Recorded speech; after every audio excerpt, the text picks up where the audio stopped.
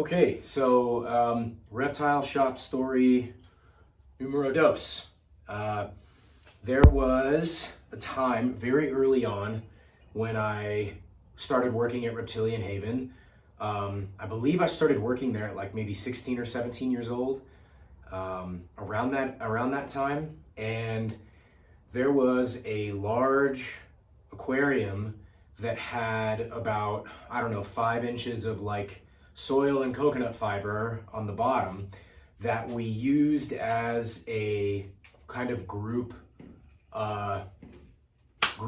enclosure for all of the green anoles, like the small green anoles that we would get in that would either be feeders or pets, right?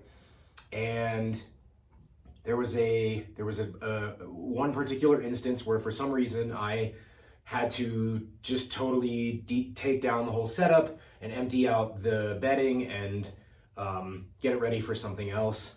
So I remember taking the enclosure down, and then I took all the stuff out of it and all the anoles were gone, and I started digging up the dirt at the bottom, and I found all these eggs, like tons of anole eggs that was just sitting in the bottom of this bedding.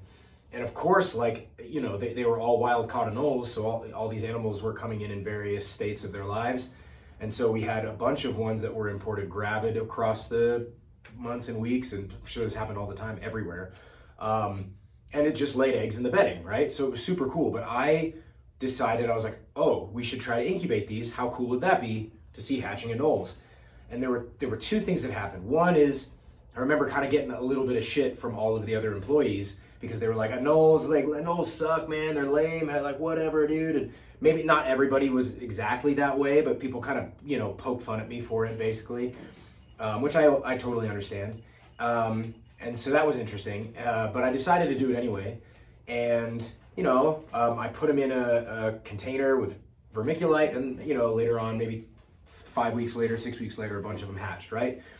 And what that taught me in that moment, though, was I remember that I was still in the phase of my learning where I thought that if reptile eggs were laid, you couldn't turn them, right? Like the idea that if you somehow didn't, if you didn't keep that egg stable the way it was laid, that you would kill the embryo inside. And I had that in this all these anole eggs were kind of a great example of how that just wasn't true. You know, because the eggs got totally messed up when I dug them up, and they all hatched just fine. And so I remember that being kind of a moment for me where I was like, oh, and this shouldn't surprise, I'm sure most people won't be surprised by this at all, but I was super surprised when it happened. I was like, man, that's wild. I had no idea that, you know, this maybe isn't true, that you can turn the eggs around and it's really not that big of a deal. The animals will be fine.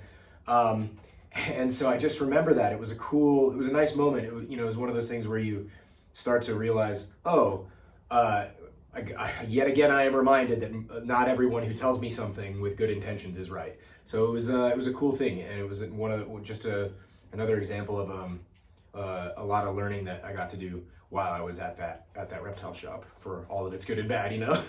Anyway, adios.